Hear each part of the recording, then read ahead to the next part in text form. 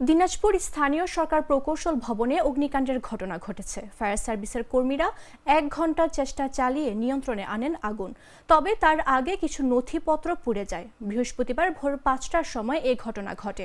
এ সময় ভবনটিতে সরকারি 2 কর্মকর্তা আটকা পড়েন। তাদের একজনকে আহত অবস্থায় দিনাজপুর মেডিকেল কলেজ হাসপাতালে ভর্তি করা হয়।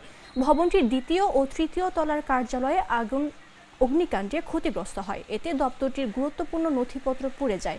দিনাজপুর ফায়ার সার্ভিস ও সিভিল ডিফেন্সের জ্যেষ্ঠ স্টেশন কর্মকর্তা ওবায়দুল ইসলাম জানান, ভোর 5টার দিকে LGEDর ভবনে আগুনের খবর পেলে দ্রুত পৌঁছে আগুন নিয়ন্ত্রণের কাজ শুরু করেন তারা। ফায়ার সার্ভিসের 3টি ইউনিটের 1 ঘন্টার চেষ্টায় আগুন নিয়ন্ত্রণে আসে।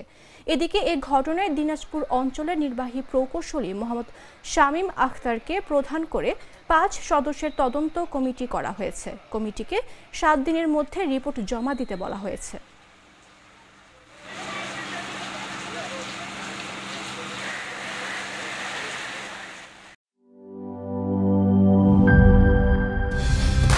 কালার এক্সপার্ট, জর্জ স্যাপ এবং মাইল্ড অন হ্যান্ডস টেকনোলজি সমৃদ্ধ অরিক্স ক্রিস্টাল ওয়াশ আপনার লন্ড্রি এক্সপার্ট।